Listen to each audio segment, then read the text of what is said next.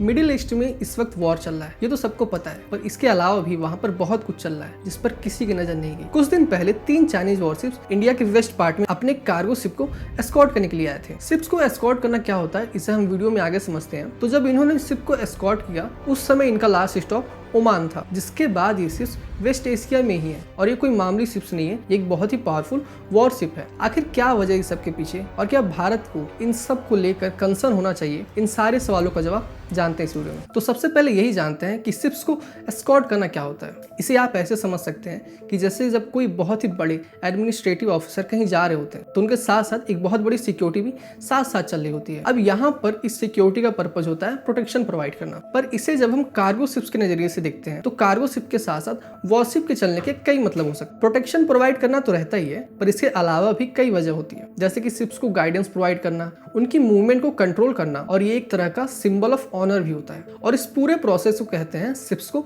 Escort करना। तो ships को एस्कॉर्ट करना एक बहुत ही अनयूजुअल प्रोसेस नहीं है, सारी कंट्रीज इसे करती हैं और भारत भी ऐसा करता है। जब भी कोई डिस्ट्रॉय लॉन्च होता है तो उसे एस्कॉर्ट करके उसकी सही लोकेशन पे उसे पहुंचाया जाता है। पर ये सब कुछ चाइना केस में डिफरेंट क्यों है? इसके कई सारी वजह है। पहला रीजन तो यही है कि जो चाइना के वॉरशिप्स है वो बहुत ही हैवीली आर्म्ड है। इससे चाइना गाइडेड मिसाइल भी लॉन्च कर सकता है। ये 3 शिप्स का एक ग्रुप है, एक डिस्ट्रॉयर है, एक फ्रिगेट है और जो तीसरा है वो सप्लाई शिप है, और ये तीनों साथ में मिलकर एक टास्क फोर्स बनाते हैं। पर इसमें जो कंसर्न वाली बात है वो ये है, ये जो वॉरशिप्स है वो कार्गो शिप्स को एस्कॉर्ट करने गई थी। इनका लास्ट स्टॉप ओमान था, पर उसके बाद ये कहाँ गई ये किसी को पता ही नहीं है। पर ये तो क्लियर है कि इन्होंने वेस्ट एशियन रीजन को नहीं छोड़ा है। और अभी जब इजराइल और हमास के बीच में वॉर चल रहा है तो चाइना भी इस रीजन में अपनी प्रेजेंस रखना चाहता है, और इसके पीछे कई सारी वजह है, जिसमें से पहला रीजन तो यही है कि चाइना को अपने ट्रेड रूट्स को सिक्योर करना है, क्योंकि वर्ल्ड का 10% ट्रेड सुएज कनाल के थ्रू होता है जो कि इसी रीजन में है, जिसमें से 60% गुड्स सिर्फ चाइना के होते हैं। तो ऑब्वियसली वो अपने गुड्स को सिक्योर करने के लिए वहां पर अपनी प्रेजेंस रखेगा ही। पर इस बार चाइना सिर्फ अपने गुड्स को सिक्योर करने के लिए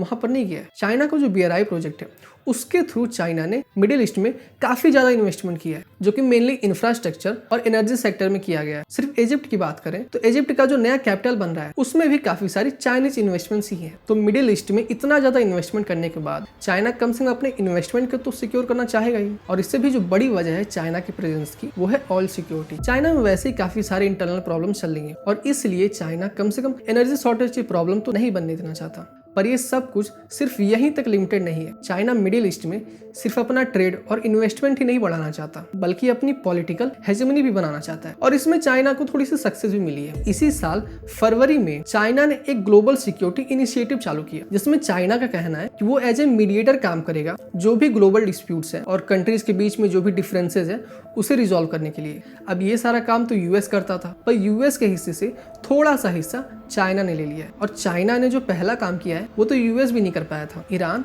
और सऊदी अरबिया में सेटलमेंट करवाना। दरअसल चाइना की जो ऑयल सप्लाईज है उसका आधा हिस्सा सिर्फ वेस्ट एशिया से ही आता है, जिसमें से भी लार्जेस्ट सप्लायर यही दोनों कंट्रीज हैं। तो इन दोनों कंट्रीज ने चाइना के कहने पर आपस में सुलह कर ली। तो चाइना अपना पॉलिटिकल इन्फ्लुएंस बनाने में एक स्टेप आगे तो बढ़ी है, पर अभी भी चाइना को यूएस से कंपेयर करना बहुत जल्दीबाजी होगी, क्योंकि सिर्फ ट्रेड और इंफ्रा के मामले में ही चाइना ने इस रीजन में अपनी हेजेमनी बनाई है। पर जो असली वजह है जिसके वजह से यूएस की हेजेमनी इस रीजन में वो है सिक्योरिटी। यूएस इन कंट्रीज को सिक्योरिटी प्रोवाइड करता है और पीस मेंटेन करता है। यूएस की मिलिट्री प्रेजेंस मिडिल ईस्ट में बहुत ज़्यादा है, करीब 3 दर्जन से भी ज़्यादा यूएस मिलिट्री बेसेस है इस रीजन। और उससे कंपैरिजन बात करें तो चाइना का सिर्फ एक ही मिलिट्री बेस अवेलेबल है, जो कि जिबूती में अवेलेबल है, और ये एक बहुत ही स्ट्रेटेजिकल लोकेशन पे अवेलेबल है। पर अभी भी जो चाइना की मिलिट्री प्रेजेंस है वो काफ़ी कम है यूएस के कंपैरिजन में मिडिल ईस्ट के रीजन में, और इसीलिए मिडिल ईस्टर्न कंट्रीज अभी भी यूएस पर ही डिपेंडेंट है अपनी सिक्योरिटी के लिए। तो इस रीजन में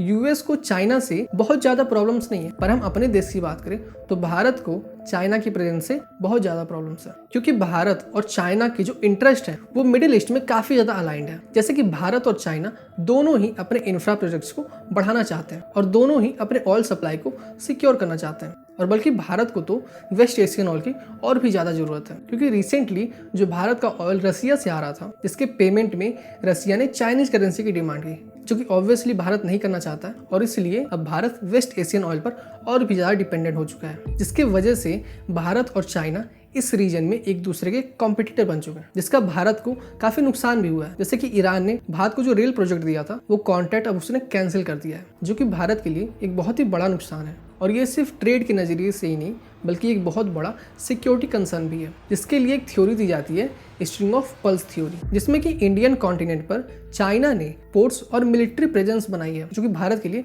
बहुत बड़ा कंसर्न की बात है। अब इसके काउंटर में भी एक थ्योरी दी जाती है नेकलेस ऑफ डायमंड थ्योरी, जिसमें कि चाइना को चारों तरफ से इनसर्कल करने की बात की जाती है और भारत इसे और भी ज़्यादा स्ट्रॉन्ग करने पे काम कर रहा है। तो इंडिया भी ऐसा नहीं है कि शांति से बैठकर सब कुछ देख रहा है, भारत भी काफ़ी कुछ कर रहा है अपनी सॉवरेनिटी को बनाए रखने के लिए। पर अगर स्पेसिफिकली मिडिल ईस्ट की बात करें तो ये ट्रेडिशनली यूएस का प्लेग्राउंड रहा है, पर चाइना की डिप्लोमेटिक एंट्री से ईरान और सऊदी अरेबिया के अलावा भी कई सारी कंट्रीज भी चाइना का इंटरफेरेंस चाहती है, क्योंकि इराक में और अफगानिस्तान में यूएस ने जो भी किया है उससे बाकी कंट्रीज काफ़ी ज़्यादा नाराज हैं और यूएस से अब उनका भरोसा कम हो गया है, जिसका फायदा चाइना को मिल रहा है। अभी रिसेंटली इजराइल और हमास के वॉर में चाइना ने मीडिएटर बनने की इच्छा जताई थी, तो चाइना की जो बढ़ती महत्वाकांक्षा है वो तो कम नहीं होने वाली। भारत इस मामले में क्या कर सकता है ये तो गवर्नमेंट ही डिसाइड करेगी, पर एज ए सिटीजन्स हम भी काफ़ी कुछ कर सकते हैं अपनी डिपेंडेंस चाइनीज प्रोडक्ट से कम करके। इस चैनल पर आपको ऐसे ही इंफॉर्मेशनल वीडियो मिलती रहेंगी, तो आप इसे सब्सक्राइब कर सकते हैं। अगर आप भी इस टॉपिक पर कुछ कहना चाहते हैं तो कमेंट सेक्शन में लिख सकते हैं। मिलता है आपसे अगली वीडियो में, तब तक के लिए धन्यवाद।